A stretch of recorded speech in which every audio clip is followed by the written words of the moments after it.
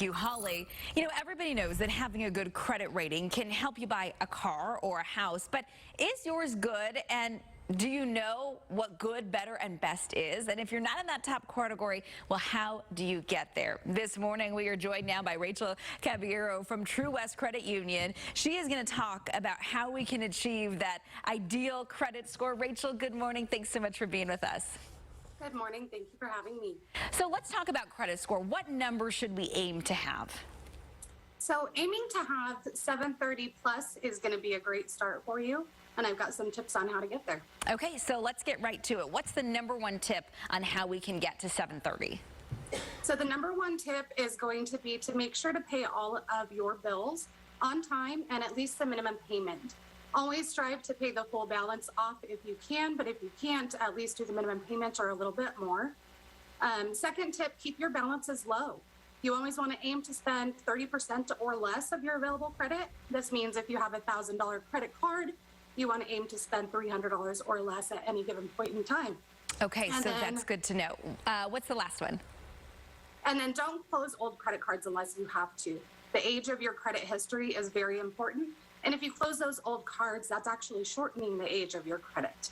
Okay, I will say I'm in that position where I got a lot of cards like in college or early on, and I don't really use them. So you think I should keep them open? Should I be charging, 1 or 2 things on them a month? What's your strategy? You absolutely want to keep them open, and in order to have them stay open and not get closed by the lender, you want to be paying something on it at least every 12 to 18 months. So maybe a tank of gas or 1 grocery bill, and then just pay it off when the bill comes. Okay, that is good to know. So let's say that we have a credit score, we're in the 500s, right? And we're like, okay, how can we get to 730? How can we bump it up? What's your first thing that we can do to start to move up the ladder? So either to move up the ladder or to start credit, one of the great options is to get with your financial institution and see if they have a secured credit card. With this type of card, it's going to be a low risk to the lender, and it's going to be able to show your credit worthiness. So you put your own money down, and in turn, the lender is going to give you a credit card for that dollar amount. And then if you don't fulfill your obligations and make your payments, they can go ahead and take the money out of what you put down as collateral to fulfill the obligation for you. And today we should note this month is National Credit Education. So you're educating us this morning. Talk a little bit about how your credit score can really impact your buying power and being able to get a house or get a car and how all that ties in.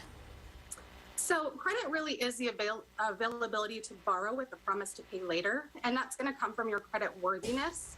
Credit worthiness is things like your payment history, the amounts you owe, the length of your credit, new credit, and types of credit. And all of that is going to come together to determine your credit score, which is going to be a number from 300 to 850. Obviously, the higher, the better. And it can affect things like how much you're going to pay for car insurance and loan premiums. It's going to affect your security deposits on cell phones and utilities. And it can actually even impact your ability to get a job. Okay. Thank you so much. 730, I think that's the number we all got to aim for if we remember anything. And you gave us some ways how we can get there. We appreciate your time. Thanks for joining us.